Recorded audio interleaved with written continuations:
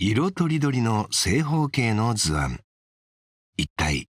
何に使われている図案なのでしょうか。その答えは五条にあるこちらのお店に。中を覗いてみると、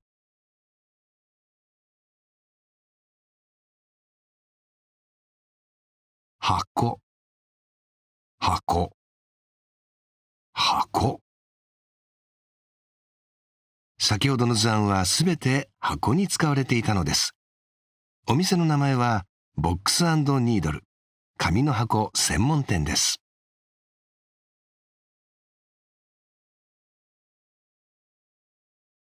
今回の主人公は箱の制作をプロデュースする大西恵子さん。針箱というんですけれども、針箱は厚紙に紙を貼って仕立てたものになるんです。ボックス&ニードルって箱と針っていう意味なんですけれども、一語でコンパスっていう意味があるんですね。で、その針の先が思いを届ける人だったり、いろんな人に伝わってほしいっていう思いを込めてボックス&ニードルというふうな名前をつけました。針箱の歴史は古く、厚紙がなかった頃は木箱に和紙を貼り付け作られたと言われています。軽くて丈夫な針箱は扇子や陶器などの工芸品を収納することにも使われてきました。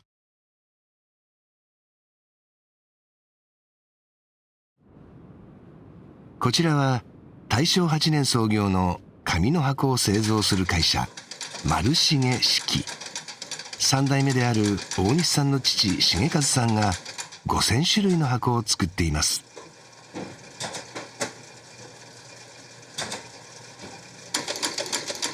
針箱の作り方は、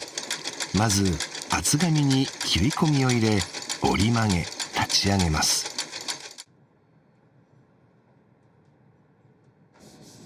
そして箱の外側に化粧紙を貼ります。この時糊として使われるのがにかわ。動物の骨や皮などから作られるにかわはコラーゲンが主成分となっており、粘着力が強く、また表面に張りが出るのが特徴です。難しいんですけれども、その管理が冬場なんかは特にもう室温とかも低いと乾きが早くてつかないんです。スピードが勝負なので器用さが求められるかなと思います。ある程度集中力がないと乗せてても歪んでみたり、なかなかこのスカッとした箱に仕上がらないので、毎日がその戦いですね、箱との。最後に化粧紙を内側に折り返し完成。角がしっかり立ち、シワ一つない針箱。中に入れるものによって形や大きさは自由自在。上質でしかも軽い優れものです。もともと企業ブランディングやワークショップの研究開発の仕事をしていた大西さん。丸重式のブランディングをする中で、箱専門の小売店を作ることが様々な情報発信につながるのではないかと考えたのです。やはり箱は何かの付属品というふうなイメージがあって、中身が使い終わったらすぐに捨ててしまうという存在だったんですね。ですので、その中身を使い終わった後にも箱として使っていただけるような丈夫な箱を作ろうと思ってボックス&ニードルを始めました。捨てられない箱を作りたい。その思いで始めた箱の専門店。伝統的な針箱に対して大西さんは新しい箱をプロデュースしました。いろんな紙を世界中から集めて手で一点一点仕上げたもので、それをお店に並べてオリジナルのプロダクトとして販売をしています。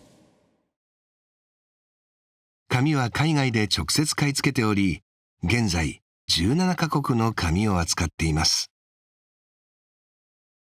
国によってやはり印刷の方法だったり紙の材質も違うので、全然イメージが変わってきます。毎回入ってくる柄が違うんですけども、だいたい500種類ぐらいがあって、これまで1000種類ぐらいはいろんな柄を扱ってますね。それぞれの国にいろんな職人さんがいらっしゃるので、やはりその国の特徴が入っている紙を選ぶように、カラフルなものからシックなものからいろんなモチーフが入ってくるので、もう見てるだけですごく楽しいです。ボックス&ニードルの箱は機械を使わず職人が一枚一枚紙を貼り付けています。例えば丸い箱を作る場合にはカーブに合わせて切り込みを100回以上入れることもあり、普通の貼り箱の何倍も時間がかかります。ちなみにこちらはハンガリーの紙で首都ブダペストと気球がモチーフになっています。こちらはモダンデザインの父と言われる19世紀イギリスのデザイナーウィリアム・モリスのデザインを使った紙です。こちらの箱はすべてネパールの紙が使われています。手すきの紙でできており、和紙に似た風合いが特徴です。うちの箱は生活の中で使っていただいたり、そのままでもインテリアになるように作っています。柄の出方も1点ずつ箱によって違うんですね。ですので1個ずつがオリジナルというような箱になります。マルシゲで作っている扇子だったり陶器の箱も海外の紙を貼ることで、そのまま使い終わった後にもギフトになったりプレゼントに使ったりっていうようなデザイン性を持つことができますね。ボックス&ニードルのデザイン性の高い箱に魅せられ、丸重式にも若い職人が入社するようになりました。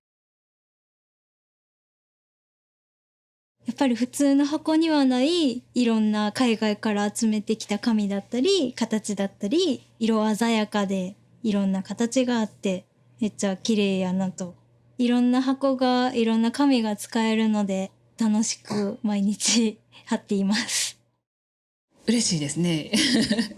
やっぱり自分が作ったものが世の中に出てるっていうのがそれぞれやっぱり楽しんでくれているので、こ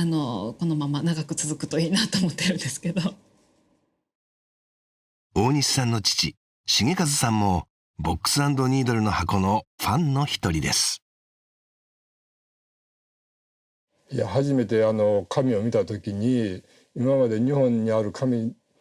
しか見てなかったもので本当に感動もしましたし、もうその夢が広がったというか、これでいろんなものができると非常に世界が広がるなという印象を受けました。年に1回、箱屋さんの社長ばっかりが集まるそういう会議があるんですけども、ボックス&ニードルは全ての社長さんが知っておられるというか、みんなが注目しているということですね。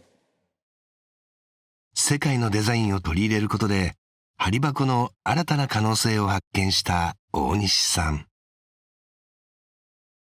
続いて取り組んだのが世界各国の紙を使った色とりどりの箱が見る人を世界旅行に誘ってくれるかのような紙の箱専門店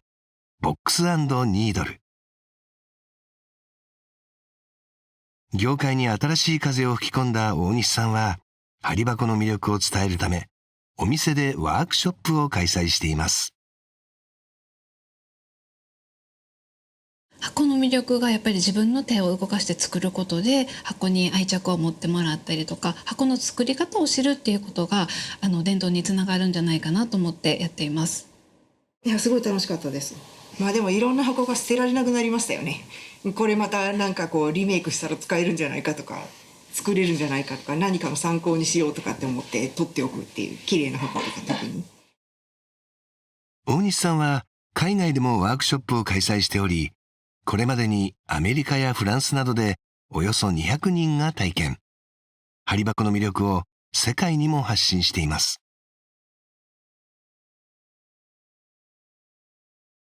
そして貼り箱の技法を使い、扇子やペンケースなど新しい商品を展開しました。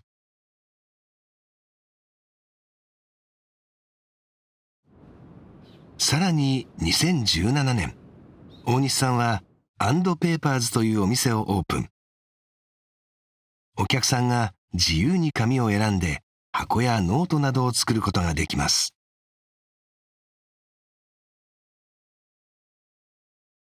無地の紙を使った花瓶やデスク用品もあります。箱って空っぽだから可能性が無限大にあると思っていて、中に何を入れようかなって考えたりとか、何を入れて誰にプレゼントしようかなっていうふうに考えるだけでもすごく楽しいと思うんですね。針箱のさまざまな可能性を追求する大西恵子さん。